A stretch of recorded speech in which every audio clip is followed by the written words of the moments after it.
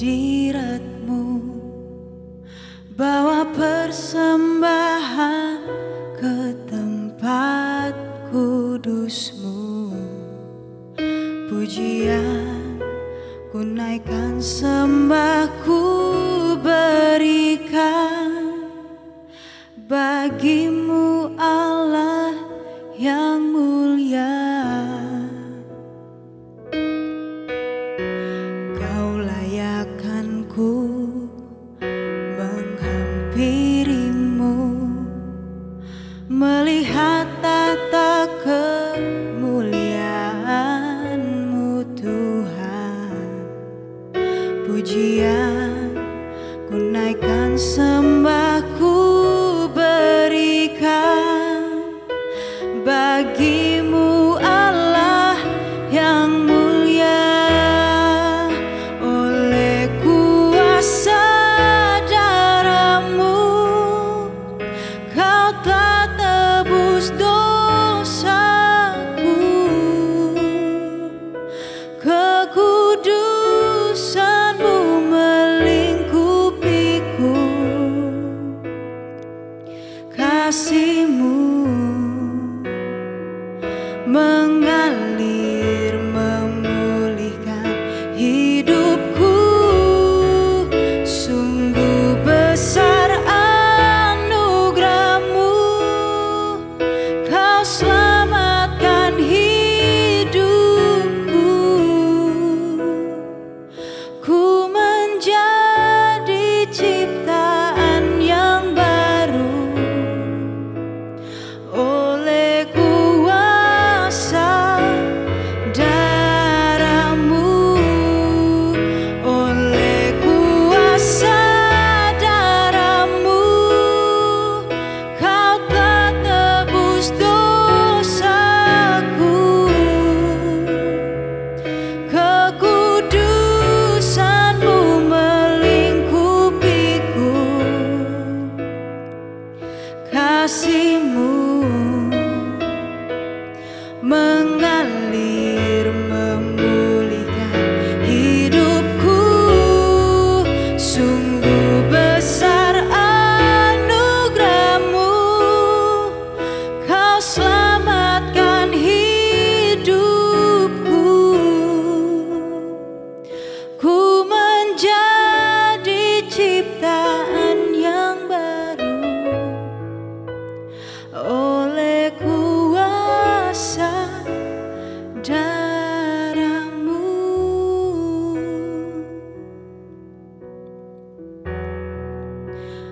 Oleh kuasa darah-Mu.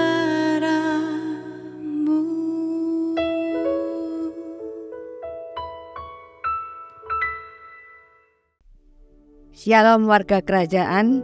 Pada hari ini temanya adalah Guard your mind, atau jagalah pikiranmu. Bagaimana rasanya jika pada suatu acara pesta misalkan kita mendapati ada orang lain yang berpakaian seperti kita yang pakai saat itu. Rasanya sebagai seorang wanita tentunya itulah suatu bencana ya. Kok ada yang sama? Malu, mungkin canggung rasanya. Uniknya kalau kita sudah janjian semua pakai kaos merah misalkan, itu nggak apa-apa. Justru kalau kita pakai kaos hijau misalkan, itu yang membuat kita salah kostum. Justru kita malu kalau bersama-sama dengan mereka. Makanya sekarang banyak ada undangan yang mengatakan dress code apa, supaya kita nggak salah kostum. Cenderung ini terjadi pada kaum wanita. Mungkin pria tidak mempedulikan ini ya, tetapi wanita itu sesuatu yang sangat-sangat disaster, misalkan bencana untuk mereka. Ini mungkin kalau misalkan kita tanya waktu itu pada suami kita, bagus mana ya? Cantik mana? Dia atau saya? Kalau salah bicara suami kita pasti jadi masalah. Jadi maksudnya kita tidak dapat merasa nyaman setelah melihat orang lain berpakaian seperti pakaian kita. Hal ini memang benar-benar sering terjadi ya. Bagaimana kita justru dapat mengatasi saat-saat tersebut? Bagaimana kita bisa mendisiplin pikiran kita, melatih mengendalikan diri. Kesatu adalah punyailah hati yang sehat. Amsal keempat ayat 23, jagalah hatimu dengan segala kewaspadaan, karena dari situlah terpancar kehidupan. Jadi kita harus menjaga hati kita. Dan di dalam Markus 7 ayat 21 dikatakan, sebab dari dalam hati orang timbul segala pikiran jahat, percabulan, pencurian, pembunuhan, perzinahan, keserakahan, kejahatan, kelicikan, hawa nafsu, iri hati, hujat, kesombongan, dan kebebalan. Oleh sebab itu, kita harus benar-benar menjaga hati terutama. Sebab dari hati ini mengalir ke pikiran kita, kemudian lanjut dengan perkataan kita dan tindakan kita, lalu ke gaya hidup kita. Seperti saya ceritakan tadi, cerita yang di atas, gara-gara baju yang sama, itu bisa membuat hati kita kecewa, hati kita penuh dengan rasa canggung dan sebagainya. Ada bayangan sendiri atau yang kita ciptakan sendiri dalam pikiran ke arah yang negatif terhadap situasi tersebut. Ini dengan mudah mengalahkan diri kita karena datangnya dari dalam diri kita. Bisa itu memicu kita salah tingkah misalkan, atau kecewa, atau mengomentari diri kita sendiri. Apalagi kalau ada orang yang berkomentar tentang kita, itu membawa ketersinggungan ya, karena keberhargaan diri kita. Tapi kita kalau meresponi dengan positif, pola pikiran yang positif, maka itu akan beda. Tidak menyalahkan diri sendiri atau orang lain, tidak merasa tidak nyaman, biasa aja, tidak kecewa, maka kita akan menang. Di dalam 1 Yohanes 2 ayat 16, sebab semua yang ada di dalam dunia, yaitu keinginan daging, keinginan mata, dan keangkuhan hidup, bukanlah berasal dari Bapa, tapi melainkan dari dunia. Mintalah pertolongan Tuhan, yaitu dengan mempunyai pikiran yang sehat. Jadi jaga pikiran kita dengan pikiran yang sehat. Dalam Filipi 4 ayat yang ke-8, kita lihat Filipi 4 ayat 8. Jadi akhirnya, saudara-saudara, semua yang benar, semua yang mulia, semua yang adil, semua yang suci, semua yang manis, semua yang sedap didengar, semua yang disebut kebajikan, itu patut dipuji. Dan pikirkanlah semuanya itu. Jadi memiliki pikiran yang sehat itu perlu. Pikiran sehat itu pikiran yang positif. Dengan membangun pikiran yang positif, itu cuma melalui firman Tuhan.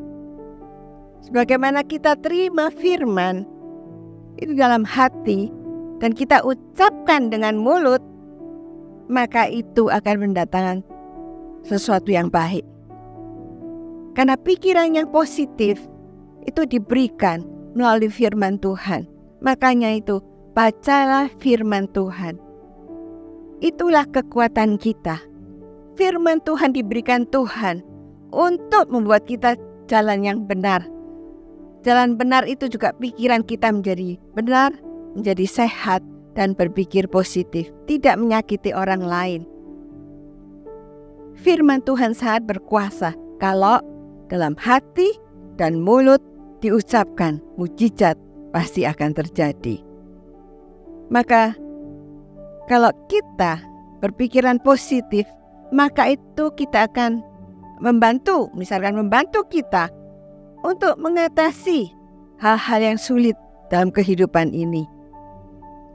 Apalagi hari-hari ini hal-hal yang sukar ya terjadi. Tahun-tahun ini tidak mudah. Tapi kita berpikiran yang positif, pasti itu membantu mengatasinya. Terus ada sukacita. Karena dari mulut kita ada ucapan syukur. Dengan ucapan syukur kita tidak stres, tapi tetap semangat dalam hidup. Dan kemudian kita bisa melihat kebaikan Tuhan. Kebaikan Tuhan yang sedang kita alami bertahun-tahun mungkin, tetapi sekarang pun Tuhan pasti kalau kita punya pikiran positif, apalagi tahun ini ya, Mei Dalet, di mana kita dengan mulut kita yang positif akan terbuka pintu-pintu kesempatan yang baik. Dan kemudian juga membangun dengan berpikiran positif, kita membangun rasa percaya diri dan lebih optimis lagi untuk menjalani kehidupan. Maka itu berpikiran yang positif. Carilah firman Tuhan. Carilah Dia. Tuhan itu mudah ditemui kalau kita sungguh-sungguh mengandalkan Tuhan dalam hidup-hidup kita selanjutnya. Maka itu pada hari ini saya berikan tips untuk berpikiran yang positif. Jagalah pikiran kita, itulah yang membawa kita pada kehidupan yang lebih baik. Daripada kita suka ngomel atau kita suka menggerutu, tapi hendaknya kita tetap bersyukur. Pikiran yang baik yang Tuhan berikan, dan itu tidak akan mengecewakan kita kalau kita berharap padanya. Amin. Tuhan memberkati. Mari kita berdoa. Tuhan, pada hari ini kami sudah mendengarkan firman-Mu. Apa yang telah kita pelajari dan apa yang telah kita dengar hari ini, biarlah kita boleh lakukan dalam kehidupan kita sehari-hari. Maka Allah, sumber sejahtera kita, akan menyertai kita sepanjang hari-hari kita, dan damai sejahtera Allah itu akan membawa kita ke dalam kemenangan dari sekarang sampai selama-lamanya. Dalam nama Yesus, amin.